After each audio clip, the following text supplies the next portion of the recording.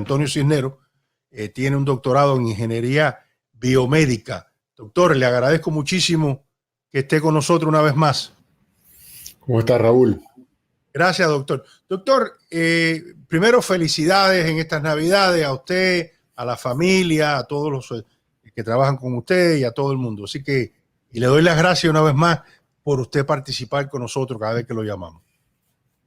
Ahora, yo vengo mencionando, lo he ido leyendo, de que cuando empieza el Omicron y estaban en todos estos países, no decían en los Estados Unidos, decían, es extraño que esto no esté ya en los Estados Unidos, llega a Canadá, viene a California, después va por Minnesota, aparece en Nueva York y aparece en Miami, aparece en la Florida. En la Florida se han identificado 2 seguros y uno que está por terminar de determinar.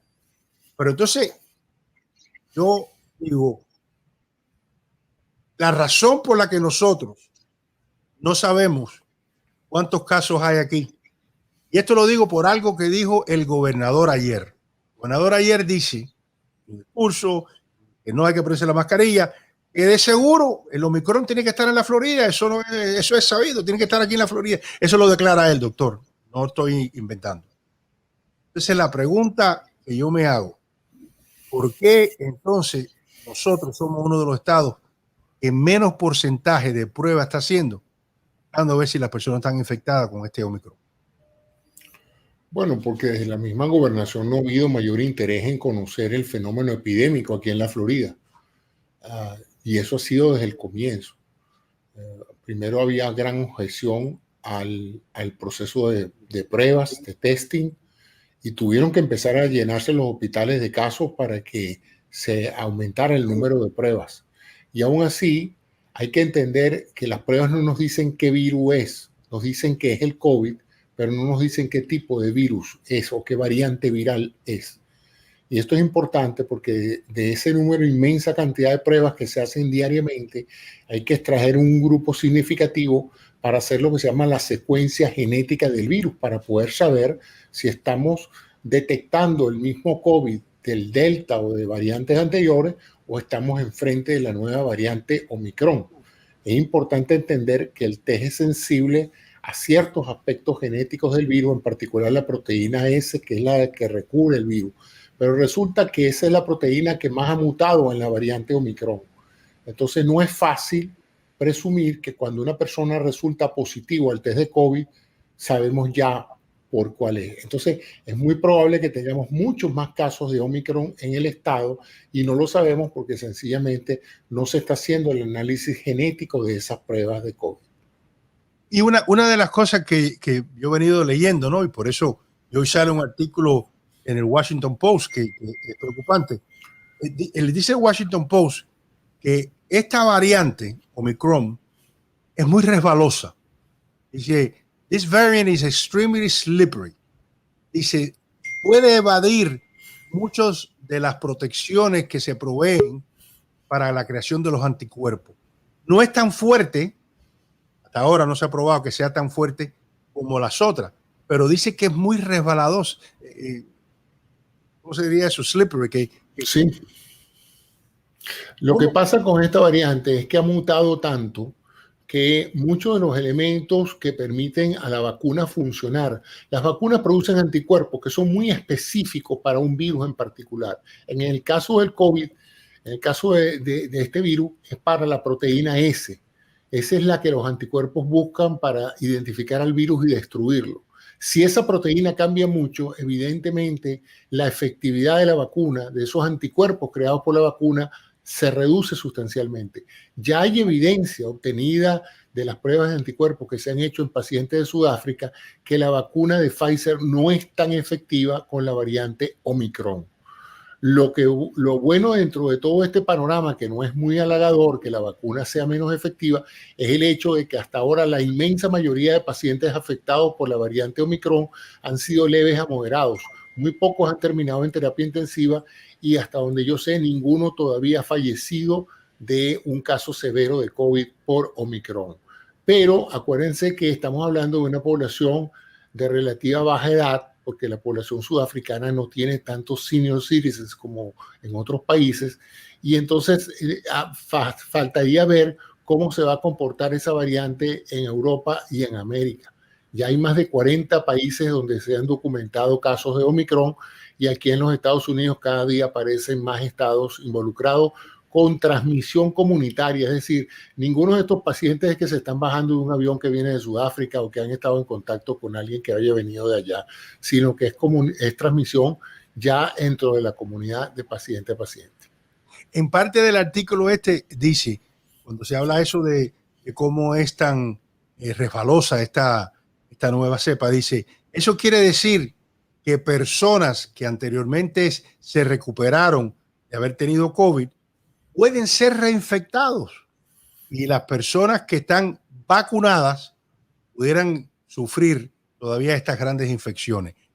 Ellos ahí hablan del estudio de Pfizer, que es muy limitado, donde ellos están diciendo que prácticamente esto es una cosa artificial porque es muy poco, que el booster lo ayudaría a tener los anticuerpos necesarios para no reinfectarse. Pero eso, como dice usted mismo, no es artificial, esto es una cosa muy pequeña el estudio que se ha hecho. La muestra es muy pequeña, pero hay que entender una cosa. Cualquier cosa que estimule al sistema inmunológico para producir anticuerpos, por ejemplo, las dosis de las vacunas que actualmente se están utilizando, aumenta la respuesta inmune de la persona vacunada, ¿verdad? Y hay que recordar que todavía en un 95-98% la variante que a nosotros nos está llevando al hospital es la variante Delta, no es el Omicron. El Omicron por ahora representa una proporción muy poca de los casos. O sea que si usted sale en la calle y contrae el COVID, lo más probable es que sea a partir de la variante Delta, para la cual usted está bastante bien protegido con las vacunas existentes ahora. Entonces, el problema de la variante Omicron es que es muy contagiosa, y falta ver entonces si esto se va a traducir en un reemplazo de la variante Delta a la variante Omicron. Es posible que en varios meses, a partir de ahora, esa sea la variante dominante en casi todas partes del mundo, y eso represente que aun cuando hay un mayor número de casos, no se materialice un mayor número de hospitalizaciones y de fallecimientos por parte de esta variante. Otra de las cosas, doctor, que estaba leyendo en un periódico de Colombia, dice que ya ellos consideran que en Colombia hay más de 123 diferentes variantes. Si hay 123 diferentes variantes solamente en Colombia, entonces en los Estados Unidos pudieran haber cualquier cantidad.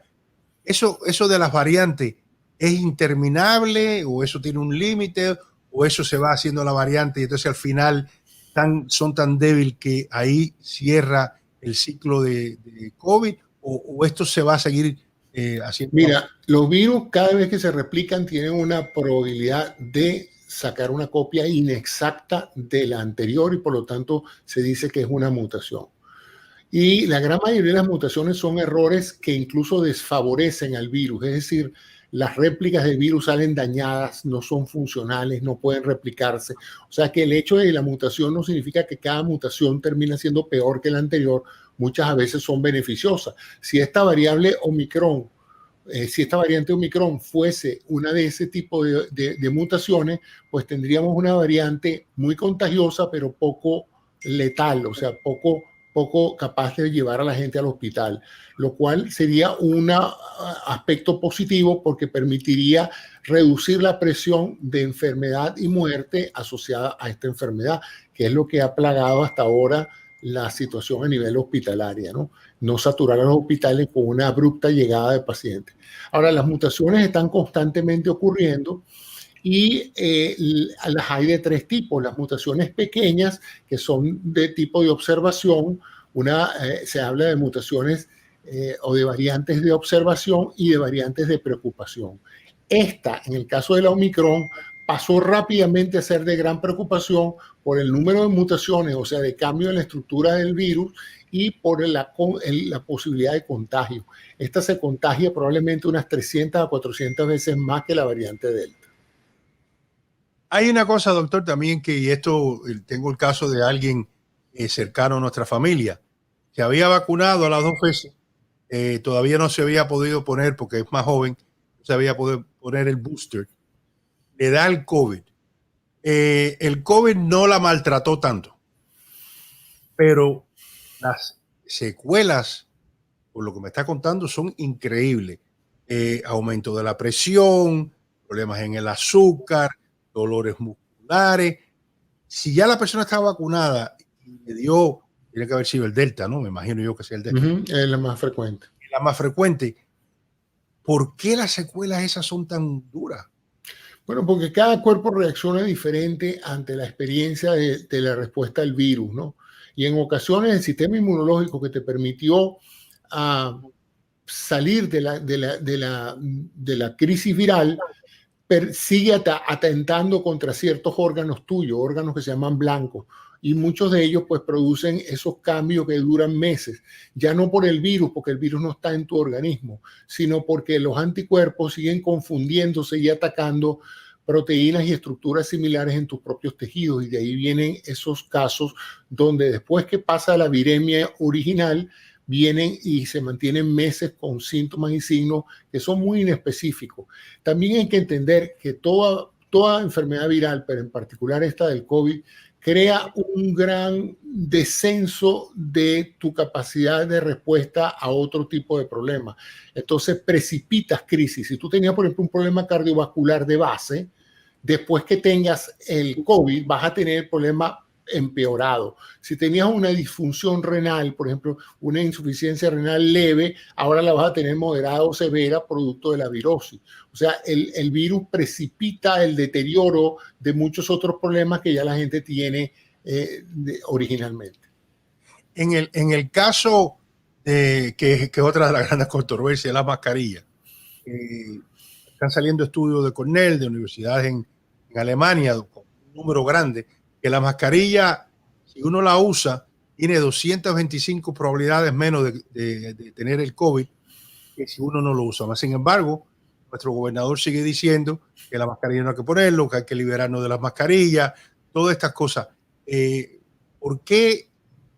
Yo sé que eso es en la parte política.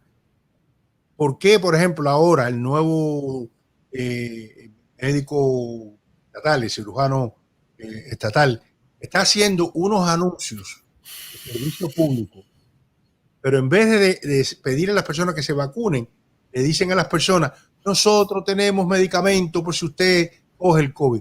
Está diciendo a la gente, oye, enférmate de cáncer, que creo que tenemos una cura para el cáncer. ¿No es mejor combatir el cáncer antes de uno cogerlo? Mira, Raúl, en Latinoamérica estamos plagados de lo que llamamos populismo político, ¿no? El hacer el darle al pueblo lo que el pueblo quiere. Y en este caso estamos haciendo un populismo de salud, es decir, diciéndole a la gente en términos de salud lo que la gente quiere escuchar. La gente quiere quitarse la máscara y es legítimo porque la máscara resulta una conducta humana atípica para nosotros. Nosotros no andamos enmascarados en nuestras actividades regulares. Ahora, la máscara es el único bloqueo físico a la entrada del virus a tu sistema respiratorio. La vacuna te protege dándote recursos para combatir el virus, pero el único bloqueo, la única pantalla física que evita que el virus entre a tu vía respiratoria, por lo menos que entre en grandes cantidades, y recuerda que tú no te enfermas nunca con un virus o con dos, tú necesitas miles o millones de virus, que es lo que se llama la carga viral, y la carga viral se reduce sustancialmente si tú tienes un obstáculo físico para que esos virus entren a tu vía respiratoria. Entonces esa es la importancia de la máscara, y gracias a la máscara esta pandemia no fue peor. Si el año 2020 no se hubiera puesto el distanciamiento social obligatorio y la máscara, la inmensa cantidad de muertos sería 3 o 4 veces la que existe en este momento. Así eran las proyecciones que se hacían. ¿Cómo va a evolucionar el número de muertos con máscara en la calle y el número de muertos sin máscara en la calle? Y el número de muertos con máscara, sin máscara, era el cuádruple, el quíntuple de la cantidad, porque a mayor gente intercambiando virus unos con otros, mayor probabilidad de que uno de ellos se enferme y se muera de COVID. Entonces, eso ya es inobjetable, pero si el pueblo no quiere escuchar eso y los políticos quieren el favor de un sector de la población que quiere que les digan lo que quieren escuchar, pues entonces estamos enfrente de un populismo político donde se menoscaba la salud de la población para que el pueblo esté contento con la respuesta política de la gente. Pero hay una cosa, y voy a hablar ahora un poquito de política, después de haber estado tantos años en la política. yo no quería que ninguna de las personas que yo tenía grandes probabilidades que votaran por mí, le pasara algo. Que se enfermaran, que se murieran. Porque yo me decía, se murió Juancito. Juancito votaba por mí. Oye, pobre, bueno, aquí era el respeto a la familia. Entonces, yo no quería eso. Si estas personas siguen los consejos de estos políticos o politiqueros y se mueren, esos políticos o politiqueros están restando, no están sumando. Y en política uno tiene que sumar, uno no debe de restar.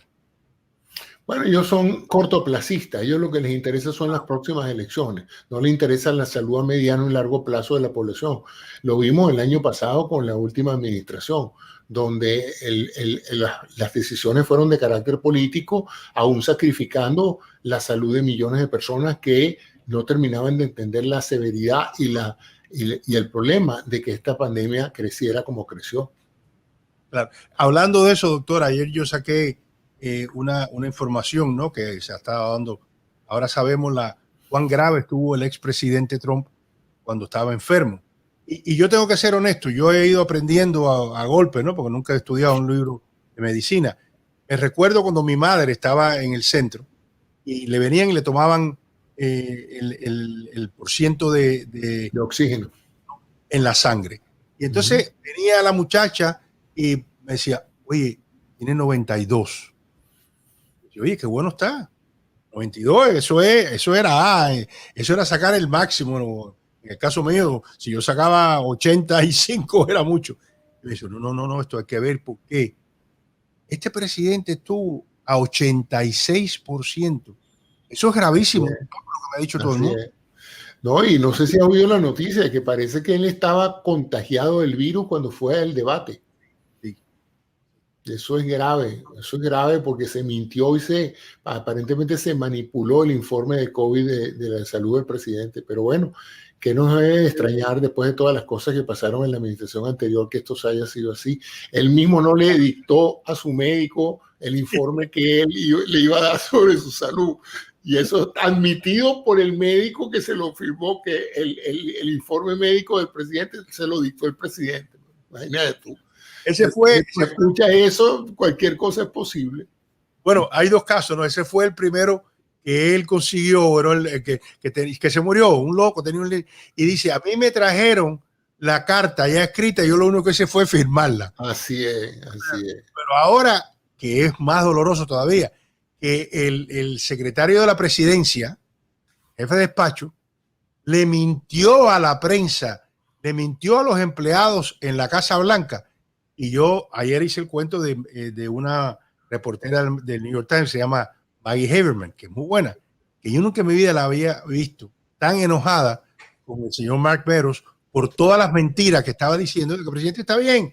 Y al mismo tiempo le decía a los empleados de la Casa Blanca, mire, el presidente no tiene COVID, pero trátenlo como si tuviera COVID. Oiga, yo sé que los políticos de vez en cuando dicen su mentirita y dicen sus cosas, pero compadre, esto es a nivel de unas mentiras, pero que han matado a mucha gente. Bueno, yo no sé si has tenido la oportunidad de leer el libro de Woodward y de Costa. Sí, se llama. Lo estoy terminando de escuchar y no dejo de sorprenderme de las cosas que nos estamos enterando ahora. Bueno, si le gusta leer y le gusta leer en esa línea, les recomiendo de Jonathan Karl, que se llama Betrayal. Ajá. Jonathan Karl. Ese lo voy a leer el próximo. Oiga, doctor, ahí muchas de las cosas que dicen en los libros anteriores, él lo está confirmando, pero lo está llevando hasta después de enero 6. Así que las investigaciones van a seguir y nos vamos a ir enterando de todas las cosas, ¿no? Así que, doctor, de lo cerca que tuvimos a un golpe de Estado, Raúl, sí, increíble. Señor, pero increíble. Y no solamente eso, el miedo, doctor, y para nosotros que venimos de países donde el golpe de Estado no es tan difícil. Sí, es rutinario. No, lo que están pronosticando es, primero, que esto fue un ensayo. Un globo de ensayo. El golpe verdadero viene en el 2024. Y ahora, que ahorita voy a hacer mención, pero se lo hago con usted, Matt Gaetz, el hombre que está siendo investigado, dice que habló con el expresidente Donald Trump y le dijo que él quería conseguir la mayoría de congresistas para ganar la Cámara de Representantes y nombrar a Donald Trump, como le digo yo, como líder de la mayoría republicana, aunque él no es miembro del Congreso. Nunca ha pasado en la historia de los Estados Unidos, pero lo pueden hacer.